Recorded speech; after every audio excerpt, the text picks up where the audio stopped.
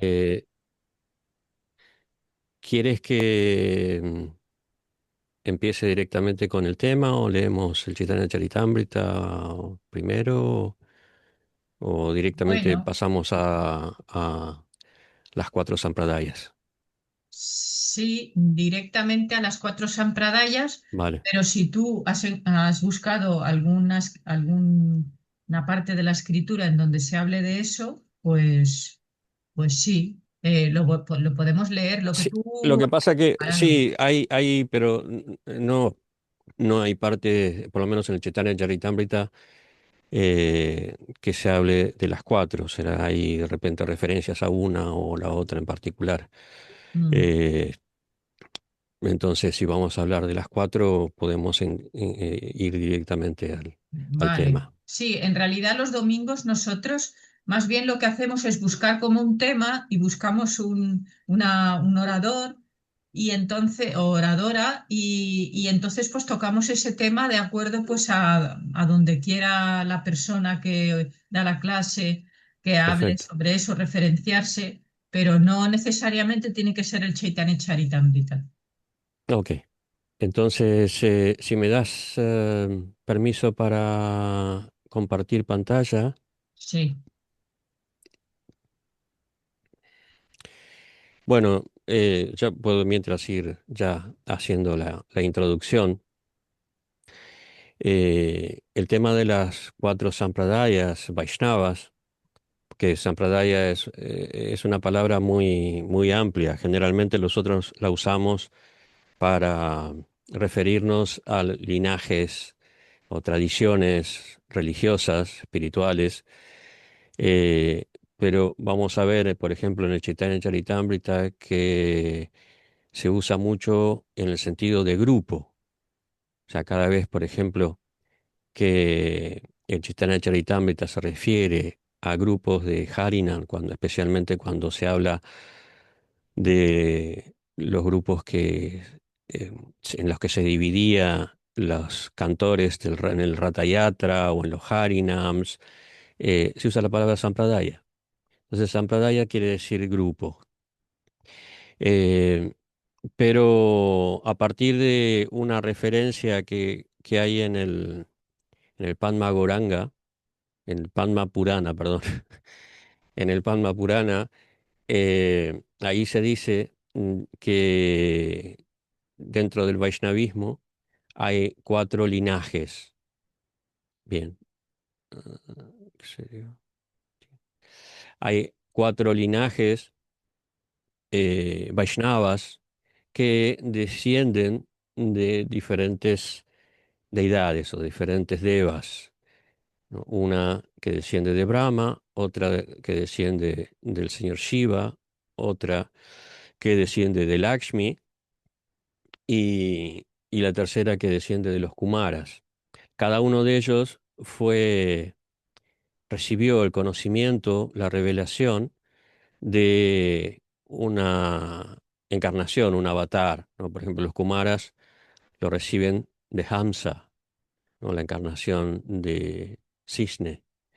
Eh, el señor Brahma lo recibe de Vishnu al principio de la creación. En fin, voy a compartir. ¿Dónde está esto?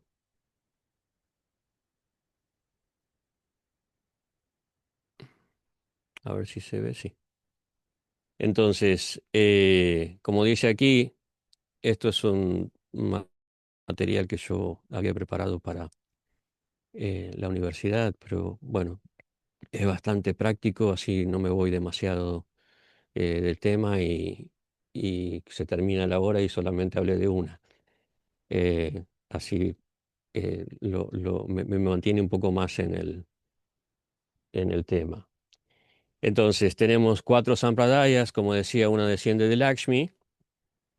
Y el acharya, a pesar de que las sampradayas son mucho más antiguas generalmente que los acharyas, o sea, comienzan antes, pero el acharya es considerado el que le da la característica principal a la sampradaya, especialmente la filosofía. es quien le da, por ejemplo, un comentario al Vedanta Sutra. O sea, cada una de las sampradayas tiene los comentarios al Vedanta Sutra más importantes dentro de la escuela Vedanta, que es dentro de los seis darshanas, que si en algún momento quieren podemos también tocar ese tema. Dentro de cada uno de los darshanas hay diferentes personalidades más relevantes. Y en el Vedanta, que es quizás el darshana más diverso por las diferentes interpretaciones que hay varios, ¿no? Los principales, digamos, los más famosos, los más, desde el punto de vista académico, filosófico, los más relevantes son Shankara, Ramanuja y Madhva. Hoy en día también se lo ha incluido a Sri Chaitanya, a pesar de que Sri Chaitanya no hizo un comentario al Vedanta, pero debido a su relevancia por la prédica, por la difusión, se incluye prácticamente en todos los libros de filosofía de la India, se lo incluye al Gaudiya Vaishnavismo. O sea, dentro de nuestra tradición, quien ha dado el comentario al Vedanta es Varadeva Vidyabhusana, que bueno, ha sido varias generaciones después de Sri Chaitanya. Bueno, eso es otra. Creo que ya eso lo han visto, lo han visto con Marisha, ¿no? La interpretación de Baladeva Vidyabhusana, bueno, no estoy seguro, pero también es algo muy, muy bueno que tengo materiales preparados que podemos ver. Entonces, cada uno de las cuatro sampradayas tiene una charya. En el caso de la Sri Sampradaya es Ramanuja Charya, y la interpretación que él dio del Vedanta se llama Vishista Advaita o monismo cualificado. Monismo porque es Advaita. eh, Vamos a ver que Ramanujacharya nació después de Shankara. Para la época de Ramanuja, Shankara ya era la autoridad eh, por excelencia del Vedanta. Entonces, todos los que estudiaban Vedanta estudiaban con alguien perteneciente a la línea de Shankara. Eso le pasó a Ramanuja, le pasó a Madhvacharya, incluso el señor Chaitanya tomó iniciación, sannyas de un maestro de la escuela Advaita. Entonces, el Advaita que recibe Ramanujacharya al principio digamos, el Vedanta que recibe Ramanujacharya es una interpretación del Advaita. Él después lo modifica, lo suaviza, digamos, con el término este vishista, que significa cualidad. Después vamos a ver por qué recibe ese nombre. Y, pero es Advaita, ¿no? Sigue siendo un monismo, sigue siendo una interpretación de que todo es uno, que es básicamente el principio fundamental del Vedanta, ¿no? El Vedanta es un sistema monista, a diferencia, por ejemplo, del Sankhya, que es un sistema dualista, porque el Sankhya dice que hay dos sustancias principales. La verdad absoluta está compuesta de dos sustancias, ¿no? Prakriti y Purusha. En cambio, en el Vedanta es todo uno. Hay una sola sustancia que es el Brahman, que se manifiesta en diferentes formas como Brahman, Paramatma y Bhagavan. Entonces, el Vedanta en general es un sistema monista. El único que de estos cuatro acharyas que difiere un poco de esto, un poco, porque no del todo, es Madhva, que, bueno, después vamos a ver por qué. Entonces, en la segunda, en cuanto a orden de antigüedad, digamos, está la Kumara Sampradaya, que se basa en, como decía, las enseñanzas que el avatar de Hamsa Avatar le dio a los cuatro Kumaras y que después estos transmitieron a Nimbarkacharya. Nimbarkacharya es eh, más o menos de la época de Ramanuja, un poco antes, Y la filosofía la interpretación que él dio del Vedanta, del Vedanta Sutra, se llama Dvaita Advaita. También es Advaita, pero a la vez también es Dvaita, es decir, o a veces también se le llama Veda Veda, ¿no? Sí, esto les debe sonar porque también es la filosofía de Sri Chaitanya, aunque Sri Chaitanya le dio una característica particular, que es un dualismo o no dualismo. Después vamos a ir viendo las características de cada una. En general, las cuatro son muy similares, o sea, tienen diferencias sutiles de énfasis en un aspecto o en otro aspecto, pero todas básicamente son de devoción a Vishnu o Krishna y de una unidad diferenciada. Entonces, la Brahma Sampradaya, que, bueno, básicamente bueno, el Acharya es Madhvacharya, y hay un salto bastante grande en la historia de cómo Madhvacharya recibe este conocimiento. La mayoría de ustedes ya lo sabrá porque, bueno, nosotros pertenecemos a esta línea, ¿no? Brahma le revela el conocimiento del Vedanta a Narada, Narada Vyasa, y Madhvacharya viaja al ashram, a Badrikashram, de donde está Vyasa, y recibe esta interpretación del Vedanta y origina o digamos, le da la particularidad filosófica de nuestra línea. Y su filosofía se llama Dvaita o dualismo, porque Madhva es más intransigente en cuanto a la unidad. O sea, como él es un eh, contendor, o sea, alguien que se enfrenta a la filosofía de Shankara, él trata de diferenciarse lo más posible, entonces él lo llama dualismo, ¿no? Acá no hay Advaita, acá hay Dvaita. Y después tenemos a la Rudra Sampradaya, que se origina a partir del señor Shiva, y el guru original o el acharya original es Vishnu Swami. En realidad, después vamos a ver, hay tres Vishnu Swamis en la historia, en diferentes épocas, pero actualmente el acharya más relevante y el que ha eh, in- digamos, esta Sampradaya se descaracteriza por la filosofía es Valavacharya, no Vishnu Swami.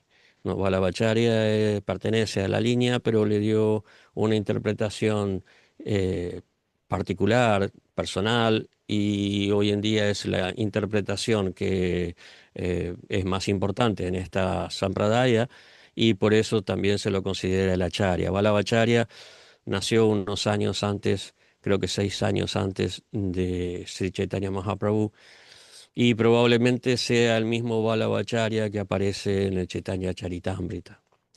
Entonces, Valavacharya llamó a esta filosofía, a su interpretación del Vedanta, Sudadvaita, o monismo puro, ¿no? Lo cual no quiere decir que signifique sea Advaita, el mismo sentido que Shankara. Entonces, bueno, esto es una cita del Padma Purana, eh, que es básicamente lo que ya les dije. Entonces, a ver, ok. Eh, bueno, lo que está aquí es más o menos lo mismo. Como decía, cada sampradaya tiene sus propias características teológicas y prácticas, pero todas apuntan hacia la adoración de Vishnu, de Krishna, como el Supremo. Eh, y la elección de una sampradaya es fundamental para la correcta práctica del Vaishnavismo. En esa cita del Padma Purana se dice que uno no, que los mantras que uno recibe no son efectivos si uno no los recibe en una de estas cuatro líneas espirituales o religiosas, ¿no? Esa es la potencia de de la tradición, ¿no? Como Krishna explica en el Bhagavad Gita, ¿no? En el comienzo del cuarto capítulo, que uno debe, que hay una sampradaya, que uno debe recibir esa, esa, ese conocimiento, esas prácticas de parte de un maestro espiritual, ¿no? Eso es muy claro en el verso 434.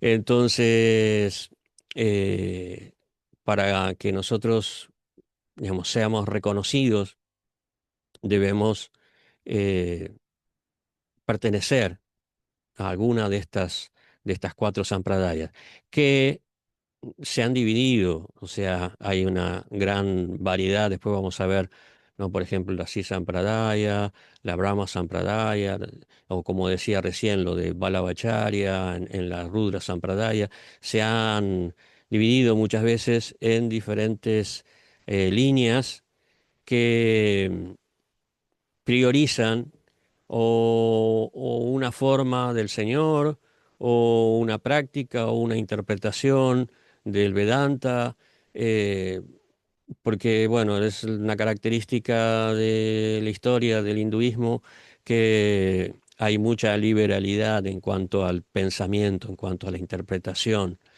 y no es algo que se persiga o que sea causa de confrontación. O sea, las únicas confrontaciones que hay en la historia de estas divisiones es dialéctica, ¿no? Son los debates, no hay guerras religiosas, ¿no? Como vamos a ver, por ejemplo, en Europa o en Medio Oriente. Entonces hay mucha más eh, apertura, mucha más liberalidad en cuanto a qué es lo que uno entiende de una escritura, o qué es lo que uno se siente inspirado por una forma del Señor o por otra. Esto es muy importante porque entender esto es muy importante porque nosotros venimos en Occidente de la tradición judeo-cristiana y tenemos esa formación, ese condicionamiento de que es eh, esto o el infierno, ¿no?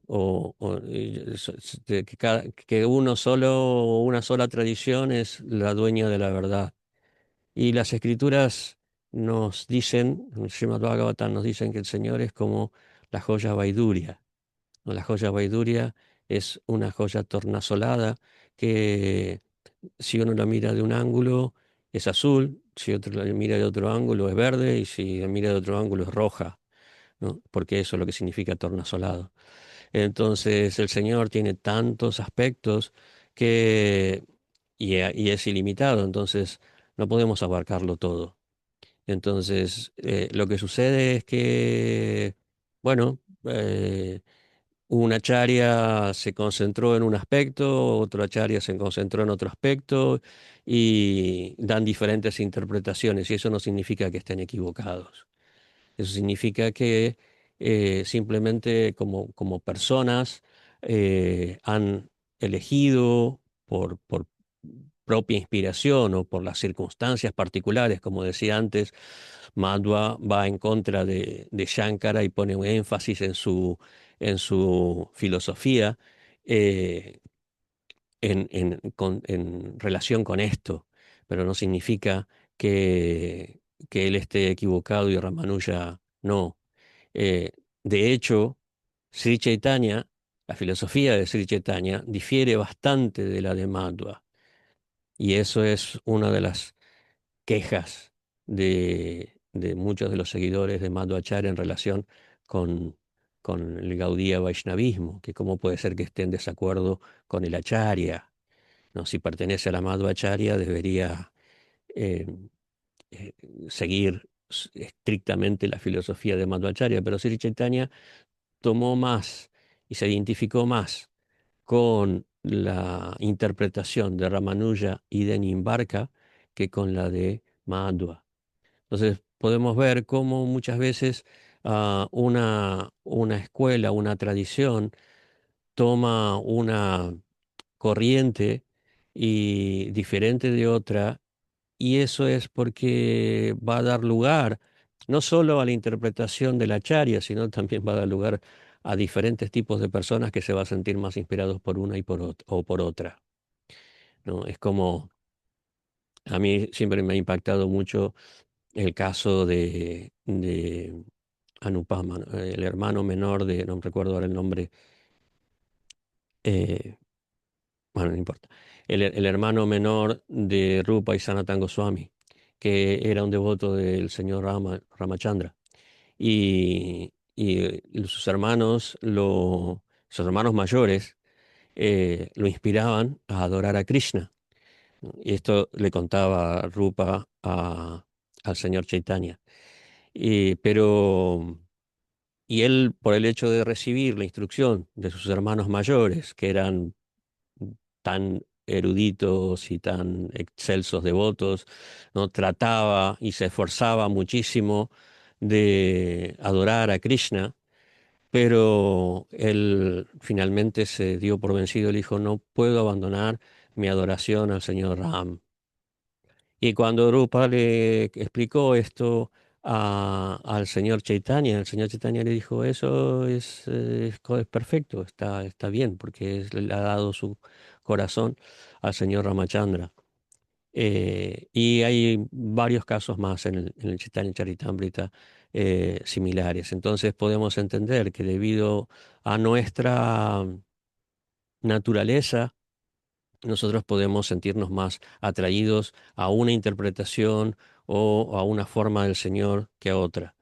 Entonces, por eso existe esta diversidad y como vemos en esa afirmación del Padma Purana, todas estas corrientes son corrientes autorizadas, fidedignas, venerables y en cualquiera de estas que recibamos un mantra es perfecto, ¿no? La única cuestión es que, bueno, cada una va a tener sus propias características y eso es lo que vamos a ir viendo ahora. Entonces, yendo un poco a la historia de estas, eh, yo no sé cómo quitar, la reunión se está grabando, cómo quitar estos, a ver si lo puedo mover para que se vea un poco mejor. Ustedes, a ustedes también les aparecen las, a Ahora ver, estamos ok. viendo una pantalla que dice Sri Sampradaya, orígenes e historia. Ok, entonces ahora vamos a ver un poco de la Sri Sampradaya, que es la más extensa quizás en el tiempo, pero extensa también por la cantidad de personalidades que aparecen. Eh, Como dice acá, la Sri Sampradaya es una de las tradiciones Vaishnavas más antiguas y prominentes, con una rica historia que se extiende a lo largo de muchísimos siglos. Eh, Antes, si aparece, no recuerdo si están los Alvars. No, parece que Balabacharya. No. Antes de los acharyas que aparecen aquí, Natamuni, Yamunacharya, Ramanujacharya, tenemos. Ah, sí, bueno, acá dice un poquito. Tenemos que hablar de los Alvars, porque, digamos, todos estos acharyas de las cuatro sampradayas tienen su origen en el sur de la India. El sur de la India no fue tan influenciado por las invasiones, o sea, las invasiones que más se conocen son las invasiones de los turcos y de los mongoles, pero antes de esto hubo muchas otras invasiones, los yakas, los kuyanas, en la India, y todos entraron por el norte y se establecieron hasta la mitad de la India especialmente, que ahí están eh, la meseta del Deccan, y que como una barrera que no deja que la influencia exterior llegue al sur de la India. Entonces, en el sur de la India, la cultura, incluso hoy en día, se ha mantenido más sin mezcla, más pura, la cultura védica. Entonces, estos acharyas de las cuatro sampradayas aparecieron en el sur de la India. Y en el sur de la India también aparecieron un grupo, a lo largo de muchos siglos, un grupo de devotos, los Alvars, que son muy importantes en la Sri Sampradaya. Los Alvars son personas muy diferentes, que uno era rey, otro era un ladrón, otro era una mujer princesa, otro era así de diferentes varnas, de diferentes castas, de diferentes contextos sociales, pero la característica en común y de diferentes épocas, en muy diferentes épocas, la característica que tienen principal, por qué se los agrupa, es que todos manifestaron un sentimiento devocional hacia el Señor, especialmente Vishnu Narayan, similar, y compusieron en base a ese sentimiento una gran cantidad de versos que fueron agrupados por el primer acharya Nata Muni una sola colección que se llama Prabandhan o Divya Prabandhan.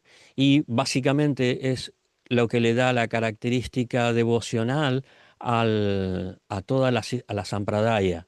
De hecho, para ellos este Prabandhan es el quinto Veda, así como para nosotros el Mahabharata es el quinto Veda.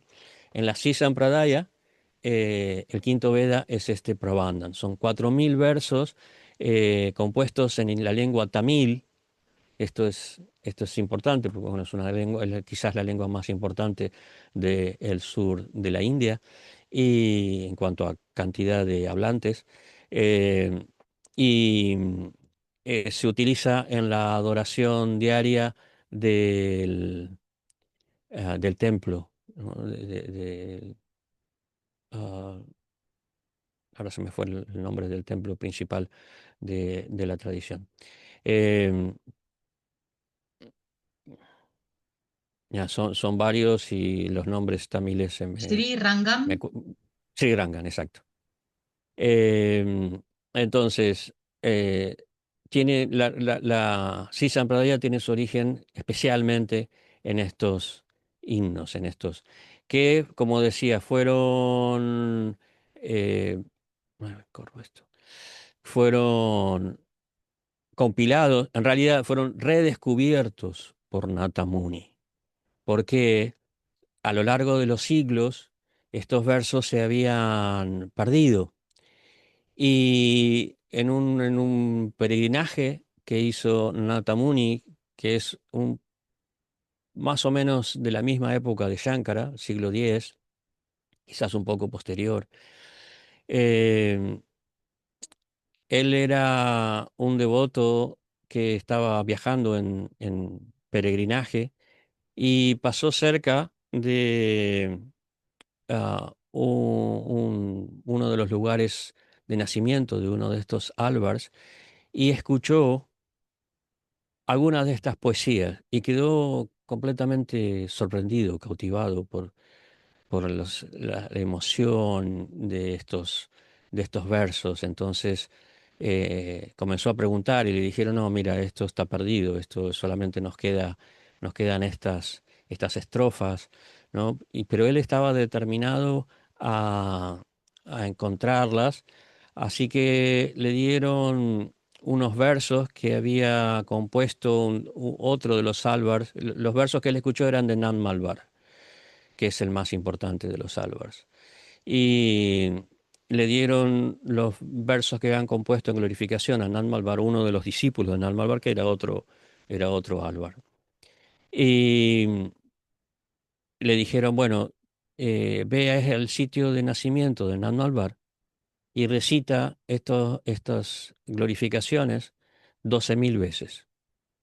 Así que Natamuni fue, hizo lo que le habían dicho, 12.000 veces estuvo recitando esas glorificaciones y finalmente tuvo el darshan de Nand Malvar. Y Nand Malvar le transmitió los 4.000 versos del Prabandha. Entonces a partir de ahí él fue a Sri y se volvió el acharya. La historia bueno, de Nata Muni y su nieto Yamunacharya es larga, probablemente ya varios de ustedes la conozcan, Pero bueno, Yamunacharya recibe después que Natamuna parte de este mundo, envía a uno de sus discípulos para que su nieto continúe con la tradición y con la misión de mantener la adoración en el templo de Sri Rangam, porque Yamunacharya en ese momento era un rey, y también que continúe con la administración o la dirección, el liderazgo de la Sampradaya. Entonces uno de sus discípulos lo va a ver y bueno, consigue apartarlo un poco de sus deberes reales y lo inicia. Entonces, bueno, Yamunacharya eh, renuncia abdica, como se, la palabra correcta, abdica a su reinado y se vuelve el acharya de la tradición. Ah, él, hay una cosa importante entre estos dos, que Nata Muni le había dado mucha importancia a la práctica del yoga, ¿no? De hecho, eh, algunos de los maestros de yoga más famosos hoy en día, de Sikachar, Patavi Joyce, eh, ¿cómo es el otro que es tan conocido? Eh,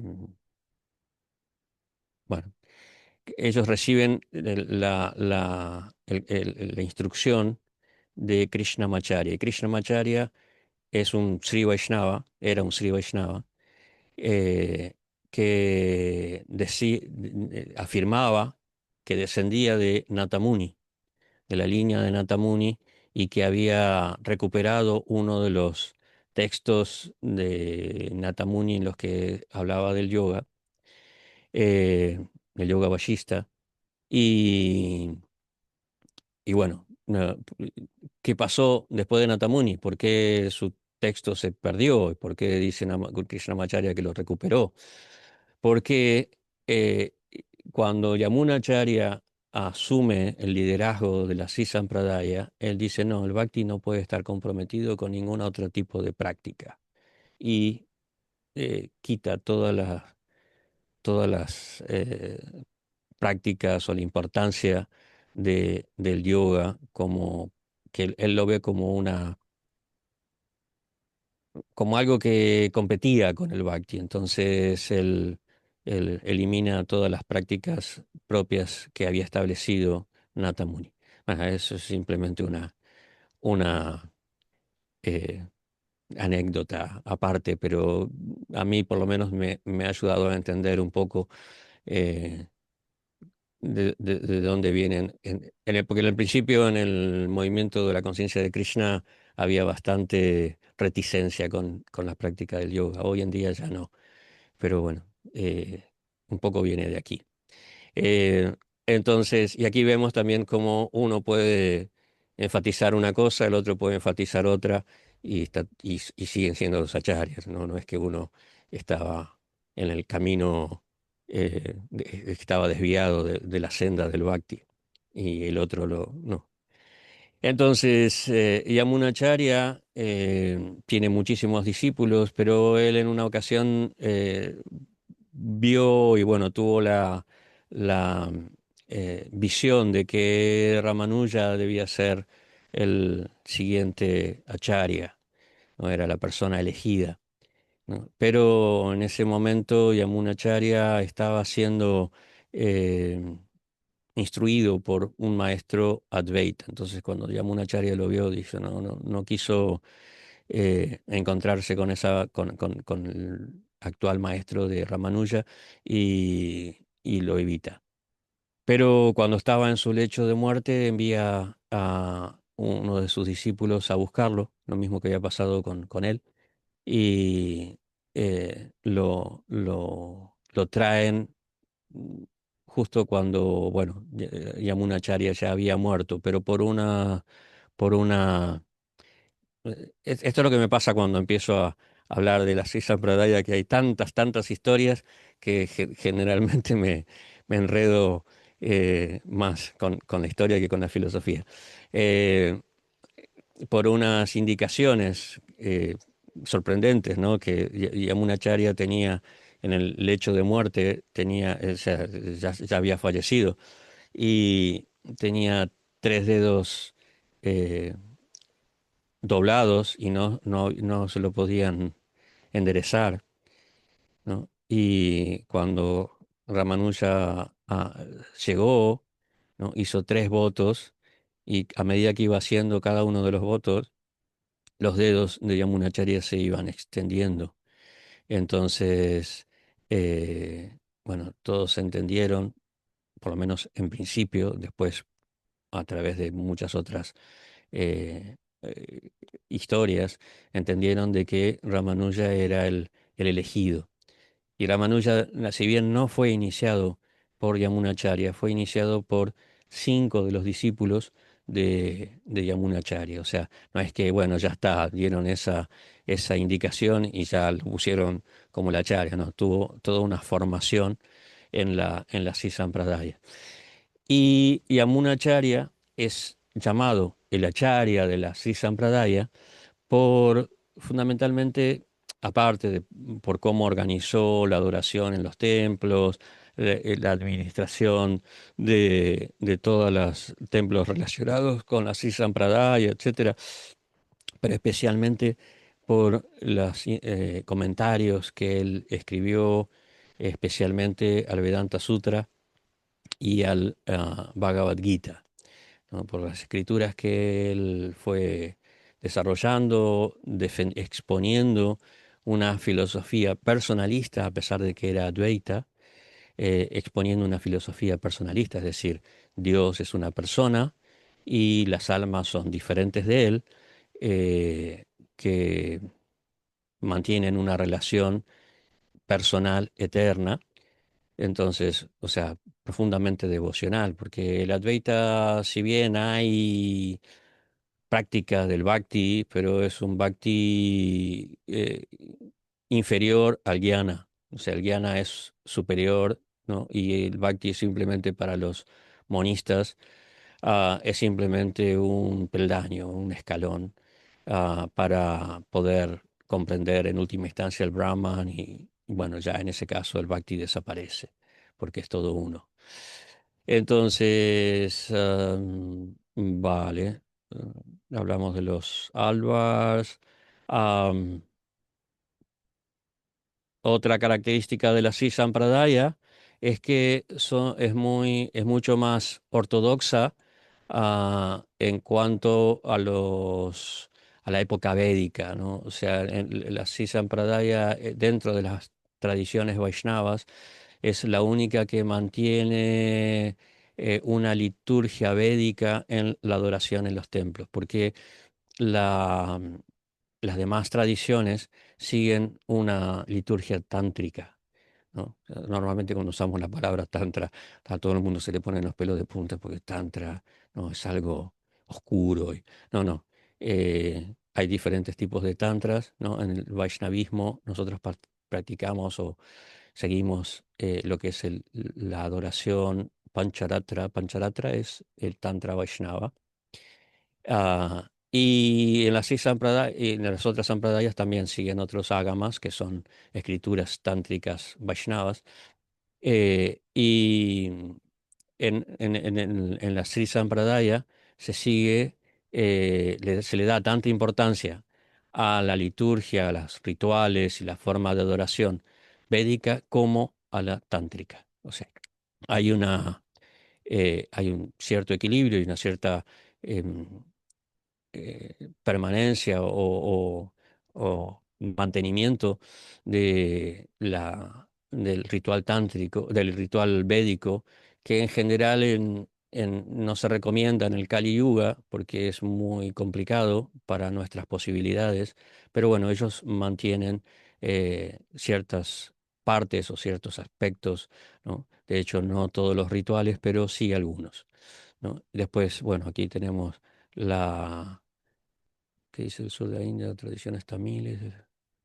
Bueno, después tenemos lo de los salvars, desarrollos posteriores.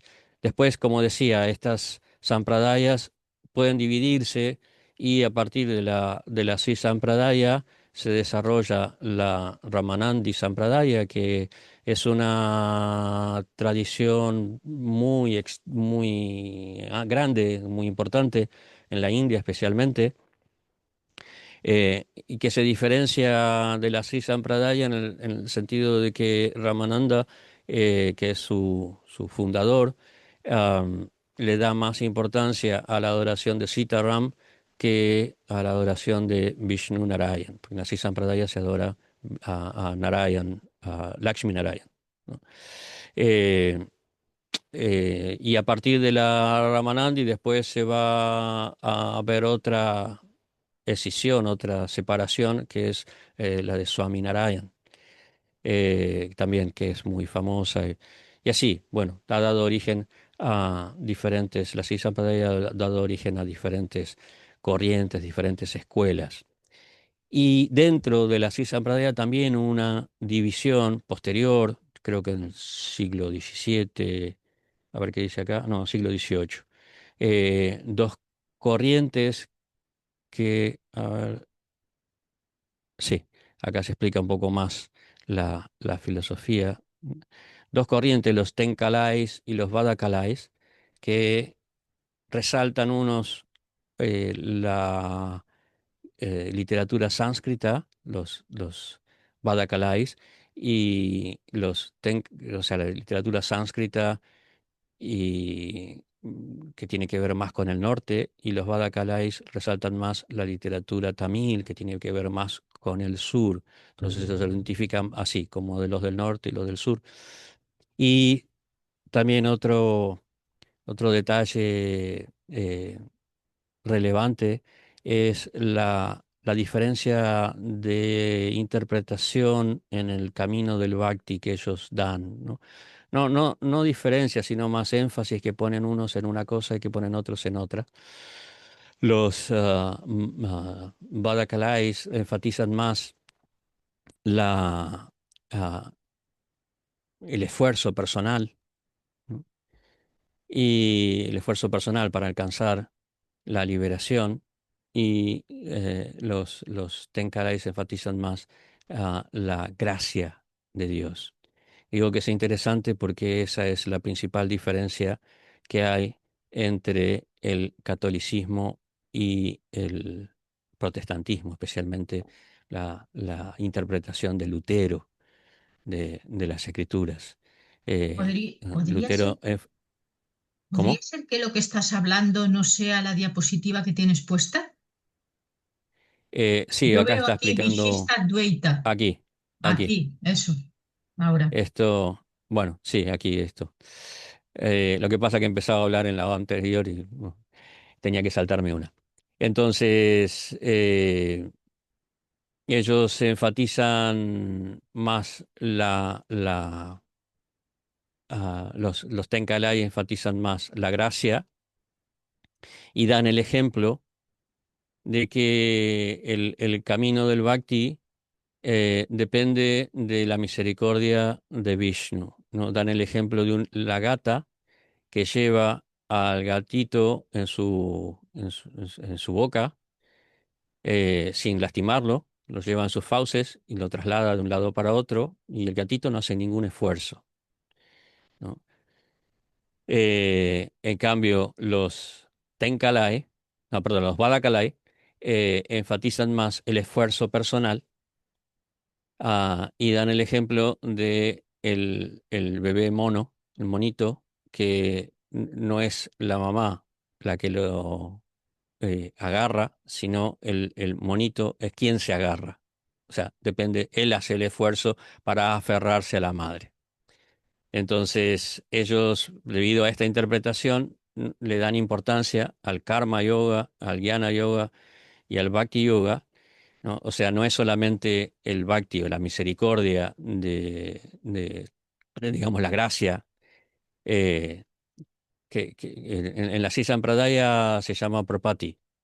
En nuestra tradición nosotros le llamamos Sharanagati, pero es lo mismo, ¿no? Es la rendición, la entrega, ¿no? Esa entrega tiene que ir acompañado con nuestro esfuerzo personal, ¿no? Dios ayuda a quien se ayuda. Y para eso están las acciones, el karma y el estudio, el jnana. Entonces, todo esto lo lleva es una forma de entregarse, ¿no? A través del esfuerzo personal. En cambio, los Badakalai enfatizan más la entrega, la rendición completa, prapati, sin karma ni jnana. Bueno, poco es lo que afirmaba Rupa Goswami, ¿no? Eh, entonces, son diferentes formas de diferentes caminos, diferentes formas de entender la rendición. Hoy en día son dos tradiciones que conviven, ¿no? En la Sampradaya son diferentes interpretaciones y bueno, cada una tiene sus exponentes más importantes. Eh, entonces, volviendo a la diapositiva anterior, aquí vemos un poco la filosofía de Vishishtadvaita, la filosofía de Ramanuja, el no dualismo cualificado o no dualismo orgánico. ¿Por qué? Porque ustedes pueden leerlo, yo lo explico un poco con mis comprensión con mis palabras. Eh, para Ramanuja es cierto que todo es uno y todo es Brahman. A diferencia de Shankara, Ramanuja dice que Brahman es Vishnu. Ujú. Para Shankara, Brahman es Brahman, punto, ¿no? Y Vishnu y Narayan y Krishna y Shiva ¿no? Son todas lo que él llama manifestaciones del Brahman en el mundo, o Saguna Brahman, el Brahman con cualidades, que es una interpretación particular, porque para él esas manifestaciones son temporales, es decir, el Brahman, ese Saguna Brahman, existe mientras existe el mundo material, pero y como una forma de facilitar el acceso a la liberación a las almas condicionadas, ¿no? Pero cuando Maya se disuelve, porque la persona alcanza la liberación, ¿no? Esas formas de Saguna Brahman, Vishnu, Narayan, Krishna, etcétera, desaparecen. O sea, no son eternas. El Saguna Brahman para Shankara no es eterno. Y la gran diferencia que hay con Ramanuja es que para Ramanuja, así como para los otros acharyas Vaishnavas, eh, el Brahman es Bhagavan, es Vishnu, Krishna, ¿no? Y todo lo que existe, ¿no? O sea, todo es uno, sí, pero existe como algo particular, y a eso es lo que se refiere Ramanuja con Vishishta. Vishesha quiere decir cualidades. Entonces, por eso generalmente se lo traduce como monismo, Advaita, calificado o cualificado, no sé en realidad cuál es la palabra correcta, eh, que es Vishishta, ¿no? Nityangi, has levantado la mano, dime. Es que te quería preguntar una cosita, porque si esto es la Sri Sampradaya y si Sí, viene de Lakshmi y Lakshmi sí. conoce a Narayan y habrá hablado de Narayan y dicho que es trascendental, entonces ¿por qué se confunden así de esta manera? ¿Confundir en qué sentido? Bueno, pues por ejemplo de considerar que Narayan, la forma de Narayan ¿El es algo Supremo? circunstancial que No, después no, no, no. Lo que yo estaba diciendo es la interpretación de Shankara. Para sí. Shankara, Narayan es temporal, Sí, pero ¿y no de para la dónde Sri lo sacó? Sampradaya. Porque, o sea, si viene de esa línea de la Sri Sampradaya, entonces es que se No, ha no, no, no, no, no, no. combinado. Perdona, disculpa. Eso es una confusión. Shankara no tiene nada que ver con la Sri Sampradaya, ¿no? Ah, vale, Shankara entonces viene has de. pasado ahora. Sí, bueno, porque es importante entender la, la, la postura o la filosofía de Shankara para entender las interpretaciones que vienen después. O sea, Shankara viene de una línea, su Param Guru, Gaudapada, hizo una interpretación de las Upanishad muy radical en el sentido de que solo existe Brahman. Todo lo que nosotros vemos es una ilusión, no existe, ¿no? Maya lo toma en un sentido literal, la ilusión, no existe. Gaudapada fue muy intransigente en este punto y las interpretaciones que él hace de las Upanishads van en esa dirección. Pero ¿y por qué se le considera entonces dentro de las sampradayas o No, Vaishnavas? él pertenece a otra sampradaya, no es parte de estas O cuatro, sea, no es una impersonalistas. sampradaya. Exacto, Son unos exacto, impersonalistas. exacto. Mm. Shankara no es tan radical en esto. Shankara dice, no, no, no, el mundo existe mientras existe el condicionamiento. O sea, mientras nosotros estamos en Maya, el mundo es real. Es una concesión, digamos, eh, está siendo condescendiente con las personas. Decir, bueno, no, no, no, todo lo que vos ves es real, no es que sea todo mentira, ¿no? Es real en tanto estás en este mundo y estás en Maya. Cuando te liberas, ya eso deja de existir. Y con lo mismo se refiere a Vishnu, Shiva, ¿no? Para ellos es todo esto, la Shakti, el señor Shiva, Vishnu, Krishna, son todas manifestaciones del Brahman en el mundo, manifestaciones temporales. Eso es el Saguna de Brahman, digamos. Esa es la tradición, la escuela de Shankara. Brahma Satyam Jagat Mithya. Brahma es la única verdad y el mundo es una ilusión. Eso es la Shankara Sampradaya. Eso es una Sampradaya no Vaishnava. Más bien es una Sampradaya Shaiva. Pero para él es lo mismo, ¿no? Porque todo es Brahman, nada más. O sea, Vishnu, Krishna o Shiva o lo que sea, ¿no? Y de ahí vienen todos los impersonalistas. Todas las tradiciones mayavadis, monistas, eh, toman la explicación de Shankara. Shankara marcó un punto tan importante en la historia de la filosofía de la India, que hay un antes y después. Entonces, todos los que vienen después son discusiones a Shankara. Por eso es importante conocer la filosofía de Shankara. Ahora, vos me podés decir, ¿por qué Shankara hizo esto? Porque Shankara en realidad es una encarnación del señor Shiva. Entonces, ¿cuál es la función de Shankara? Prabhupada explicaba que el objetivo de Shankara era eh, derrotar o vencer al budismo que en esa época había, digamos, prácticamente conquistado filosóficamente prácticamente toda la India. O sea, convivía con el hinduismo, convivía con el jainismo, pero desde el punto de vista cultural era más importante.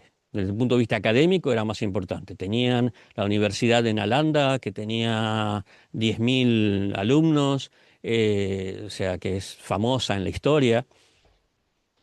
Entonces, como referencia, el budismo era más importante que las diferentes tradiciones, Vaishnavas, Shaivas, etcétera.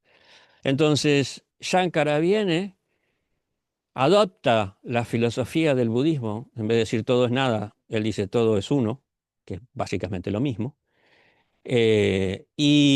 pero con una interpretación a partir de las Upanishads. Entonces, restablece la importancia académica, cultural, religiosa de las escrituras védicas, porque Buda había rechazado las escrituras védicas y por eso a esta tradición se la llama heterodoxa, el budismo es heterodoxo, es decir, no acepta el conocimiento védico, ¿no? Y Shankara trae de vuelta a la ortodoxia, es decir, a aceptar la importancia y la verdad del conocimiento védico en las Upanishads especialmente. Entonces, a partir de él se recupera la importancia de la cultura védica, especialmente porque él comienza a viajar y vencer maestros budistas y a convertirlos, o sea, los maestros budistas importantes de esa época se vuelven sus discípulos y a su vez comienzan también a predicar y convertir otros, entonces hay un resurgir de la cultura védica. Eso por un lado, y por otro lado que los musulmanes empiezan a perseguir budistas y matarlos, y también hace que disminuya el budismo en la India, y por eso hoy en día el budismo en la India hay menos budistas que cristianos, por ejemplo.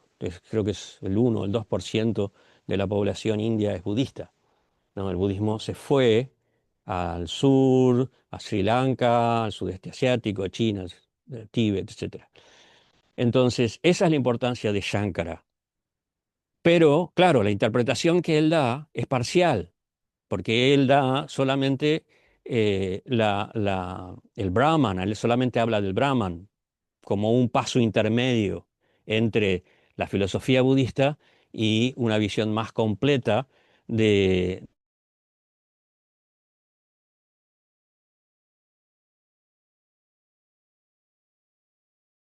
Uy, se quedó congelado o él Bhaskara. o yo.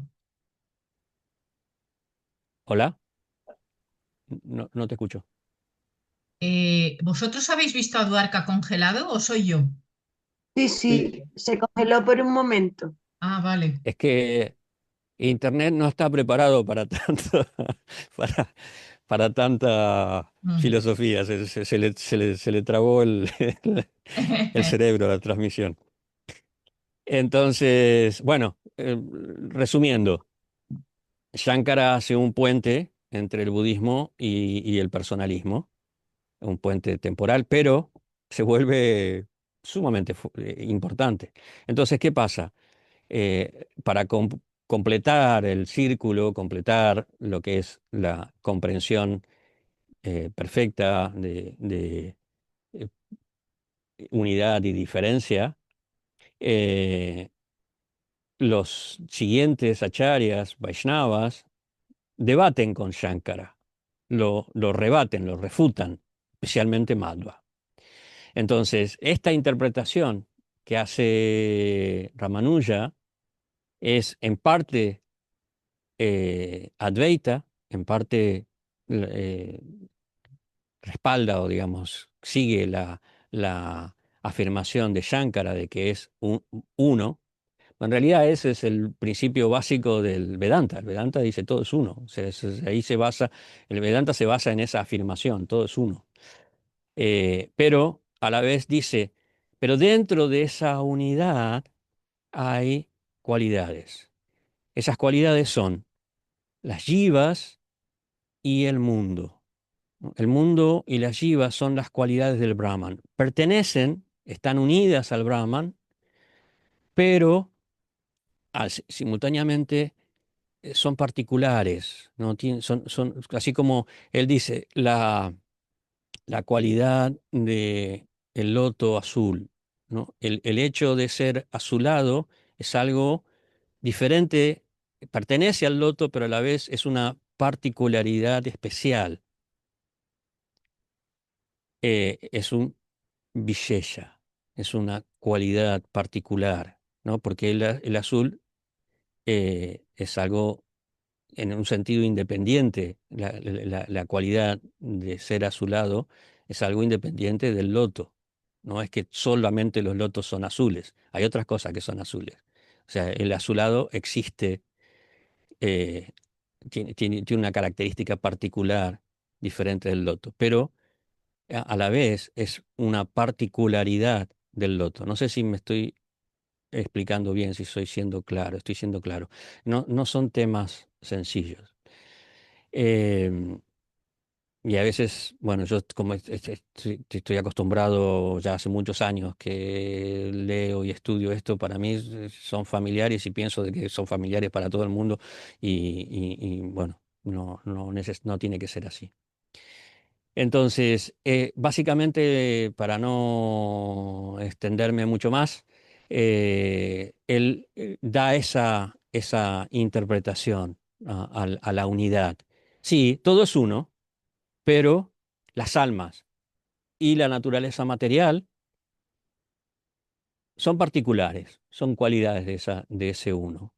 Entonces, tienen una existencia eterna, no son temporales, existen, ¿m? La naturaleza material existe, no es una ilusión, como decía Shankara, sino que existe dentro o como parte de ese Brahman, ¿no? Pero existe con su característica diferencial. Bueno, esto es lo que ya vimos de los Badakalais y los Tenkalais. Y pasamos a la siguiente Sampradaya, que es la Brahma Sampradaya. Que, bueno, Madhva vivió un siglo después, ¿no? La vida de Ramanuja es muy larga, muy larga. Él nació en el 1017 y murió en el 1127, ¿no? O sea, vivió 117 años. Y en el 1199, o sea, en la misma siglo que Ramanuja, pero al final, eh, aparece Madhvacharya en Kerala, en Udupi, y él es, según la tradición, es una expansión de Hanuman, o es una expansión de Vayu. Vayu tiene tres avatars o tres expansiones, ¿no? Una es Hanuman, otra es Bhima y otra es Madhva. Como expliqué antes, Madhva viaja en un momento porque él también en un principio estudió con un maestro Advaita, con un maestro de la tradición de Shankara. Madhvacharya es un nombre, o Madhva es un nombre que él adoptó posteriormente. Él se llamaba, cuando estaba estudiando con él, no, cuando recibe sannyas, en realidad él recibe sannyas de este maestro, pero recibe sannyas muy, muy jovencito, creo que tenía 12 años, se llamaba Purna Pragya. Él viaja a Badrikashram y tiene el darshan de Vyasadeva y ahí recibe eh, su formación y a partir de la cual él desarrolla la interpretación del Dvaita o el dualismo. Y su misión, no, ¿por qué estoy diciendo esto de que era una encarnación de Vayu? Porque así como vemos en el caso de Hanuman y de Bhima, él era un luchador, era un luchador en un sentido general del término, no que se dedicaba a la lucha, aunque sí luchaba, pero no era su formación, él era un brahmana, ¿no? Pero era una persona que le gustaba contender, le gustaba debatir y enfrentarse. Entonces él toma como su misión, como su encarnación en este mundo, derrotar a la filosofía de Shankara. Entonces, toda su filosofía se basa en contradecir lo que Shankara decía. Entonces, si Shankara decía, todo es uno, ¿no? Madhva decía, no todo es uno. Todo es diferente. No todo es lo mismo, todo es diferente. O sea, se va al otro extremo. Eh, Porque él decía que Ramanuja no había sido lo suficientemente claro o determinante al rebatir a Shankara. Si bien aceptaba de que Ramanuja había sido un devoto y que adoraba a Vishnu, pero no hizo concesión. Para Madhva, lo de Ramanuja se quedó a medio camino. Entonces él enfatiza la diferencia. A ver si puedo mover esto.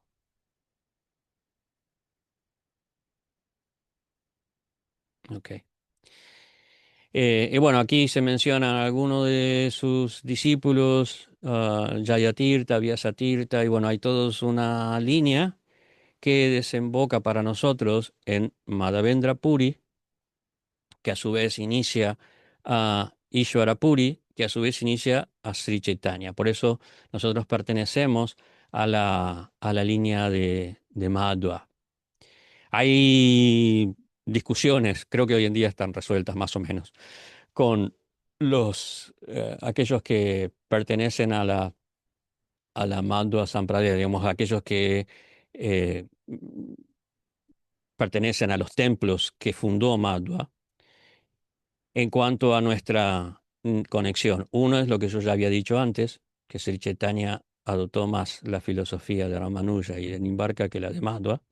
Y otra es que ellos tienen registros de cada acharya, de cada maestro que fue iniciado, sus discípulos, se tiene un registro de todo y, y no, en teoría, no encuentran, no les gusta, no, no sé, lo que sea, dicen que no aparece la conexión de Madhavendra Puri con la tradición. Pero bueno, esas son historias eh, de familia.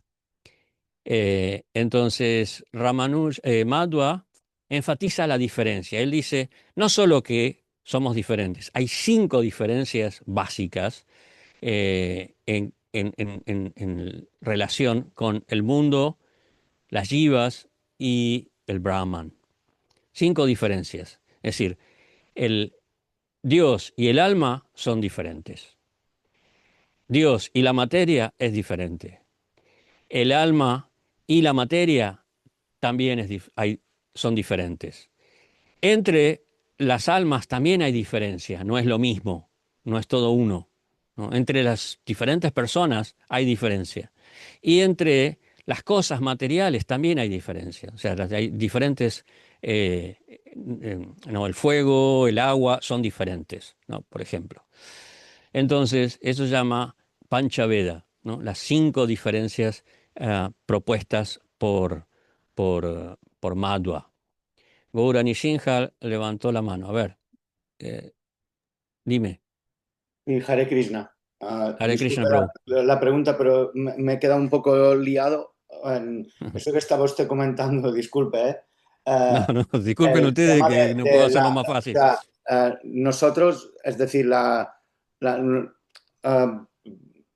es decir, nosotros que somos seguidores de Chaitanya, ¿vendríamos directamente de Madhvacharya o de Ramanuja? No, no, Es decir, no, no, Chaitanya viene de Ramanuja y nosotros sí, de no, Madhva. no.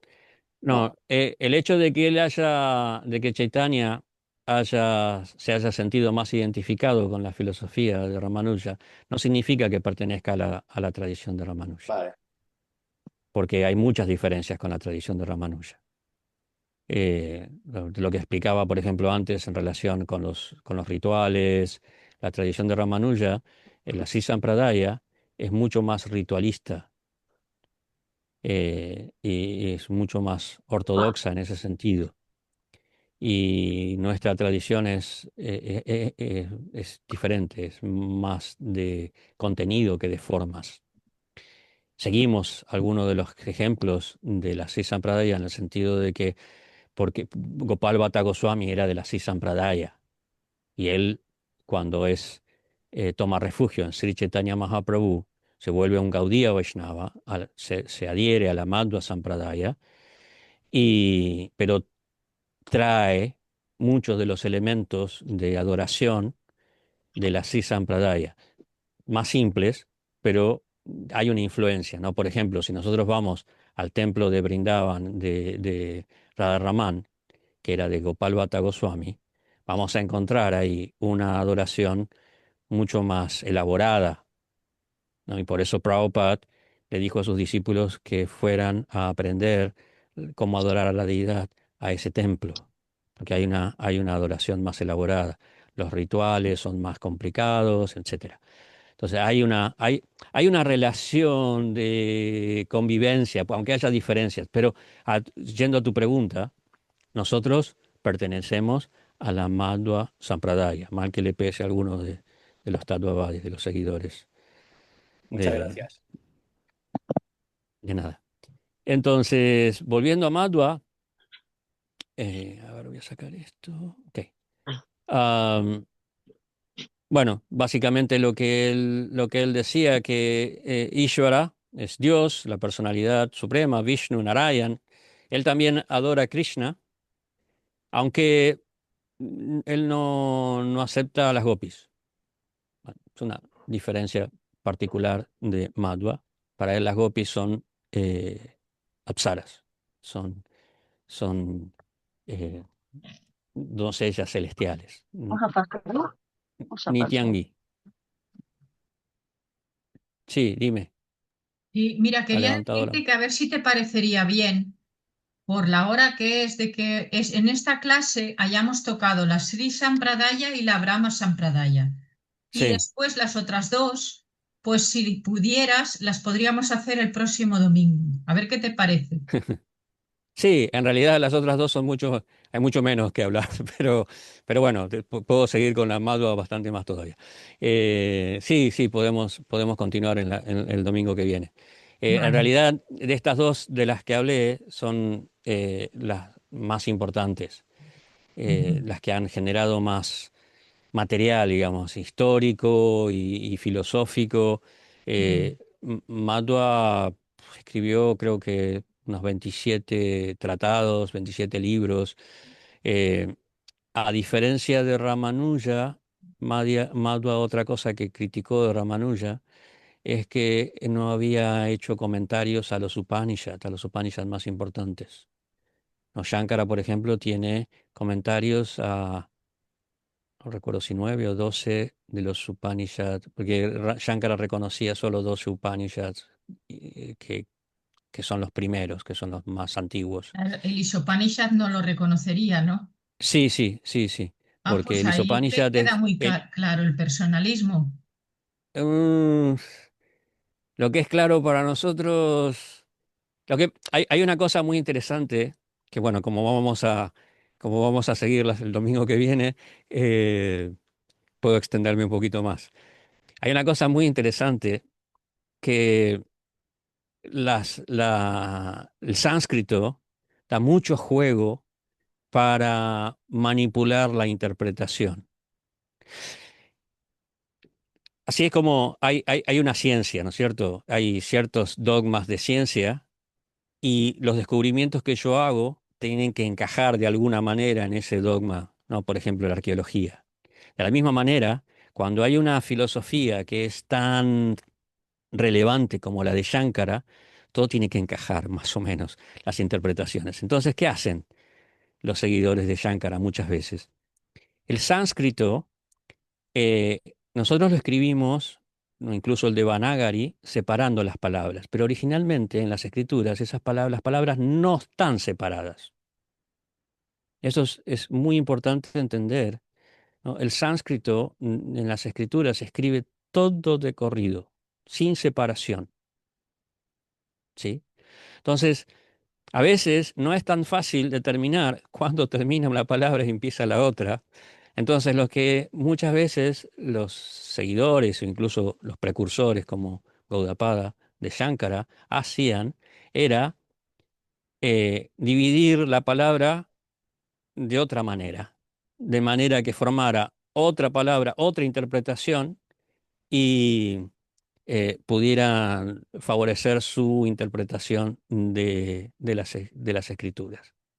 Por eso, Shankara dice, hay un verso que Prabhupada suele citar, Vacha Govindam, Vacha Govindam, Vacha Govindam, Mudamate, Samprate, Sanihite, Kale, Nahi Nahi Rakshati Dukrin Karani.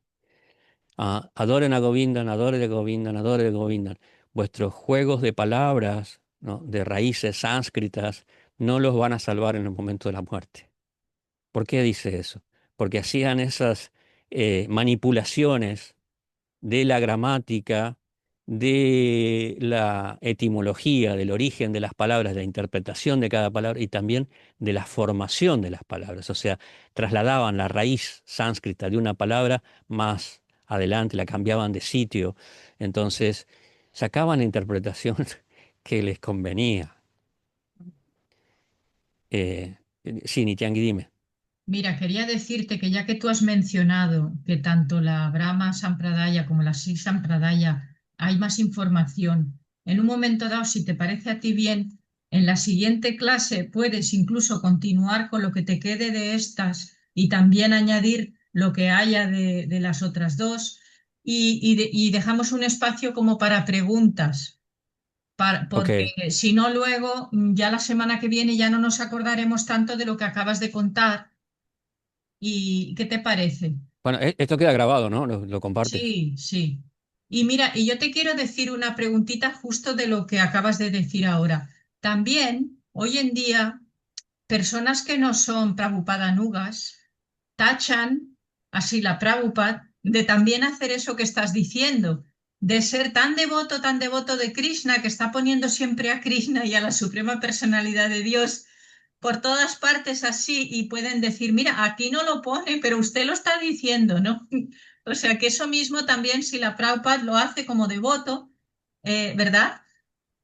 Sí, por lo que para ellos es un motivo de crítica, para mí es un motivo de alabanza.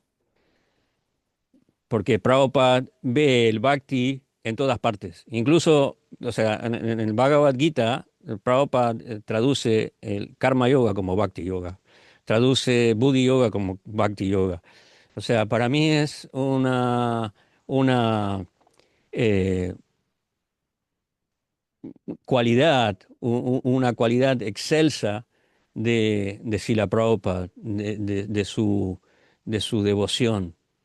Y cómo él entiende que detrás de todo, o sea, él va a la esencia, porque la diferencia entre el karma yoga y el bhakti yoga es simplemente una diferencia de conciencia, ¿no? O sea, yo hago algo para las personas y eso es karma yoga. Yo hago algo para las personas, pero viendo a las personas, a Dios detrás de las personas, ¿no? Como a las personas como almas eh, que son parte de la energía de Dios, y eso es Bhakti Yoga. Y Prabhupada ve eso, Prabhupada ve el Bhakti como la esencia de los otros caminos. Entonces, para mí eso es algo mucho más profundo que es decir, no, bueno, acá dice esto y vamos a traducirlo literalmente. Eso es, bueno, sí, la interpretación de estas personas. Pero las personas que critican a Prabhupada por eso, o que lo tachan, no entienden la personalidad, la semblanza de Prabhupada, la devoción de Prabhupada, y no entienden, y lógicamente, no entienden por qué Prabhupada tuvo tanto éxito, Y ¿no? Porque ese era se sí, podría decir también que no entienden y no sienten, especialmente no sienten, ¿verdad? exacto, porque uno ve lo que quiere ver, o sea, si uno quiere ver los defectos, ¿no? Es como la historia del viejo, el niño y el burro. Siempre vamos a encontrar algo para criticar, ¿no? En Prabhupada es más difícil, ¿no? Si hablan de mí van a encontrar muchas más cosas, pero en Prabhupada es muy difícil, pero igualmente encuentran algo, ¿no? Ah, pero no es tan académico porque traduce esto de esta manera y tendría que ser traducido de esta otra manera. Vale, o sea, sí, sí, si te quedas en ese nivel bien, pero ¿qué pasa? No recibes el beneficio de lo que verdaderamente Prabhupada está transmitiendo, que es el bhakti, ¿no? Si una persona va a la naturaleza y solo ve árboles y ríos, bueno, sí, en un sentido está correcto, pero no, si no ve a Dios detrás de la naturaleza, se pierde lo más importante, ¿no? Si ves solamente una planta, bueno, ok, pero nosotros sabemos por el Bhagavatam que la naturaleza es, es el primer paso en la comprensión de Dios, ¿no? Está en el segundo canto del Srimad Bhagavatam. Entonces, si uno ve a Prabhupada solamente como un traductor y corrige y lo critica, no entendió quién es Prabhupada. Pero bueno, eso depende del libre albedrío de cada uno, ¿qué se puede hacer?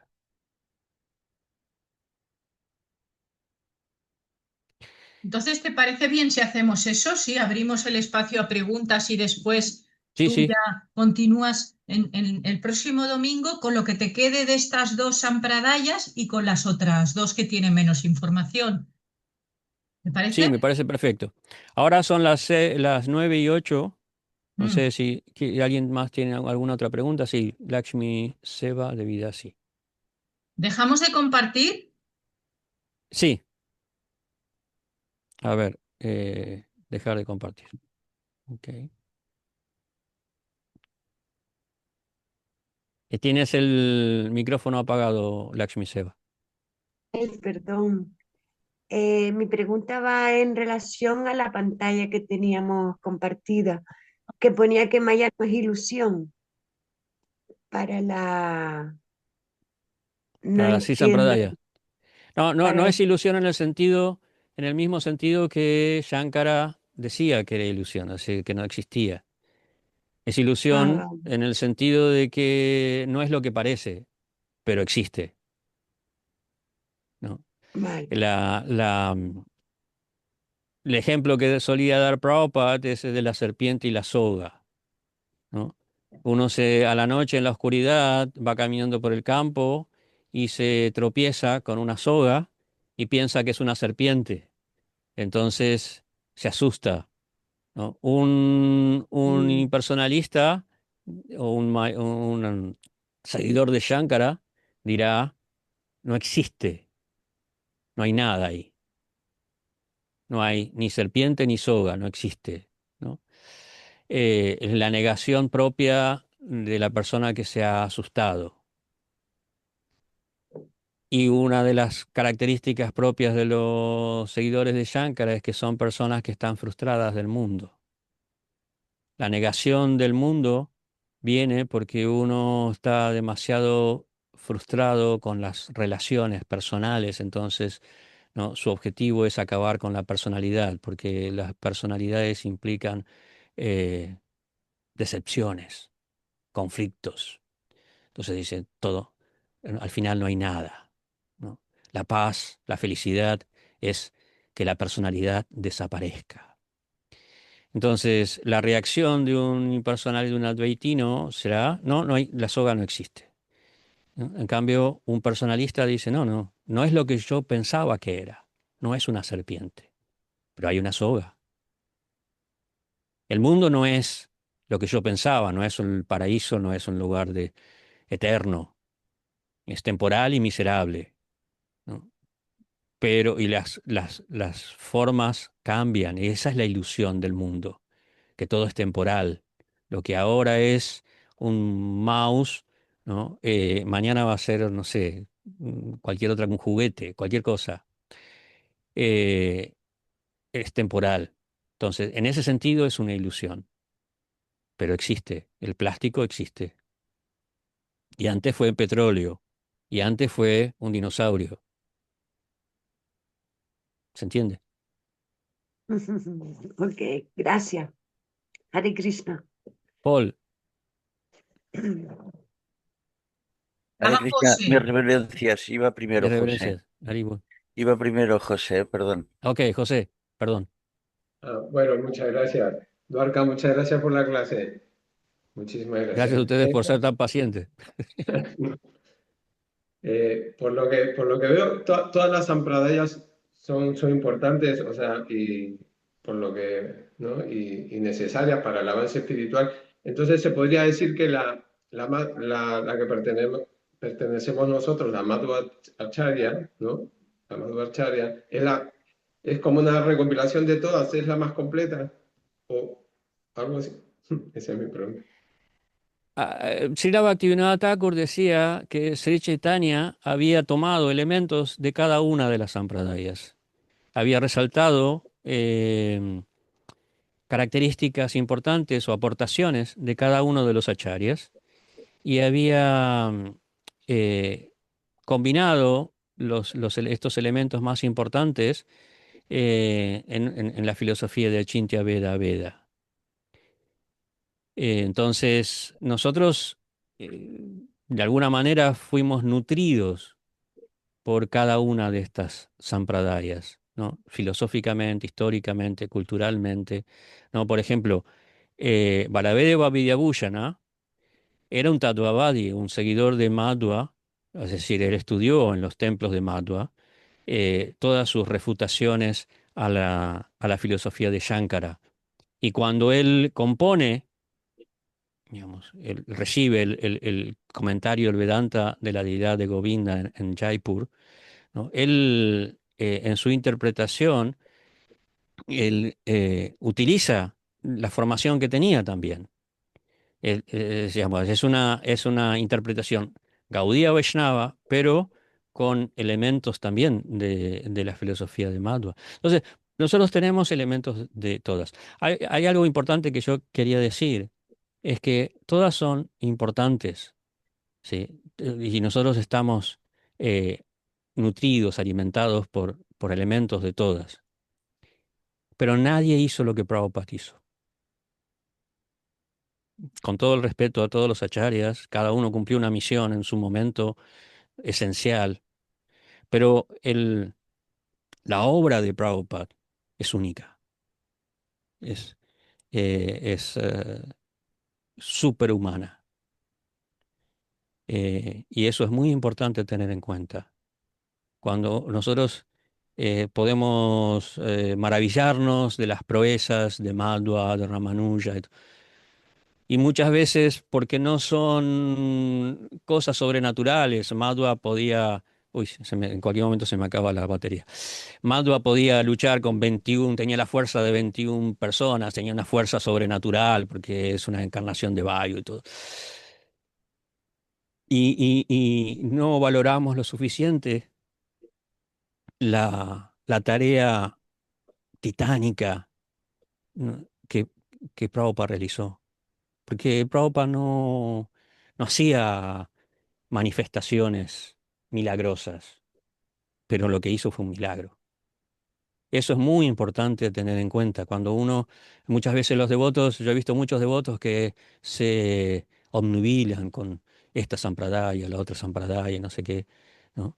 Pero lo que nosotros recibimos es extraordinario. Después, más adelante podemos hablar más en detalle de esto. Paul, a ver si logramos Hare Krishna. mantener la conexión. Sí, dime. Muchas gracias, Fru. Aquí, en la tradición Ritvik, para los devotos Ritvik, según ellos, la Sampradaya quedaría cortada en Srila Prabhupada y ya estaría, ¿no? Sí, eso, bueno, es una interpretación particular. Yo lo consideraría una apa sampradaya, porque no hay ninguna escritura que defienda esa postura. Eso, por ejemplo, es lo que hacen los Sikhs. Los Sikhs en un momento dijeron, bueno, hasta acá llegaron los gurús. Sí, ¿no? El último gurú, Gobind Singh, dijo, bueno, todo el conocimiento está en el Granth Sahib, en la escritura, que son todas las enseñanzas de los gurús previos. Y a partir de ahí no hubo más gurús, ¿no? Eh, Eso es su postura, su fe, ok, perfecto, ¿no? Pero dentro de nuestra tradición, el Gaudía Vaishnavismo, no existe eso. Si bien la nuestra no es una tradición de Guru Diksha, hoy en día nosotros recibimos Diksha, pero a lo largo de la historia es más una tradición de Siksha, de instrucción, ¿no? Por los antecedentes que nosotros tenemos en la sucesión discipular nuestra, muchos de los gurús que aparecen en la lista reciben instrucción o hay saltos en la tradición, en fin. Eh, pero la nuestra es una tradición en la que tiene que haber un gurú, sea Diksha o Siksha, tiene que haber un gurú. No podemos decir que, bueno, ya está, todos somos discípulos de Prabhupada y dentro de 100 años seguimos siendo discípulos de Prabhupada. No, no. Yo, a ver, yo soy un nieto de Prabhupada. Yo no soy discípulo de Prabhupada. Adoro a Prabhupada como el Parán Guru, ¿sí? Y ya está, ¿no? Eh, Eso es, bueno, problemas con los otros, con los discípulos de Prabhupada que asumieron la.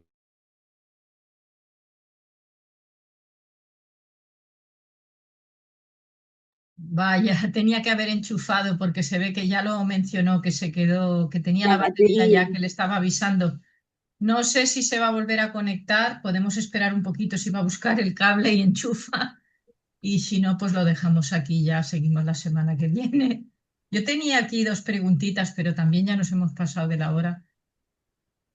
Mira, mientras tanto viene, os comento una de las preguntas que tengo, a ver si os parece a vosotros también interesante, ¿no? Y si no, ya se lo preguntamos el próximo día.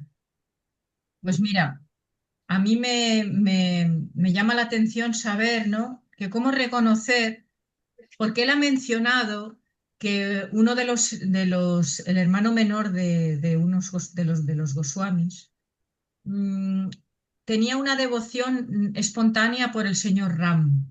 Y claro, sus hermanos mayores le indicaban que tenía que adorar a Krishna. Y entonces él lo estuvo intentando, pero le resultaba como antinatural, ¿no? Y fue el propio señor Chaitanya que le dijo, no, no hay ningún problema, yo también soy el señor Ram. Y entonces él lo dejó tranquilo ya cuando el señor Chaitanya le dijo eso.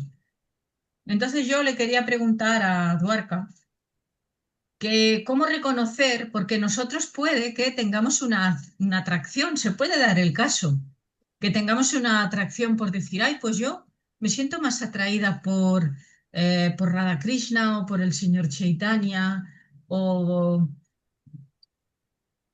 o por Nrsimhadev o, bueno, alguna atracción que tengamos cada uno de nosotros, ¿no? Y entonces, ¿cómo podemos saber si ese tipo de atracción está sustentada en cosas de tipo material, relativas a experiencias de frustraciones o de cosas que hayamos tenido y entonces por eso estamos sintiendo así? ¿O es algo de tipo genuino y espiritual, ¿no? ¿Cómo podemos diferenciar eso, ¿no? Eso es lo que yo le quería preguntar.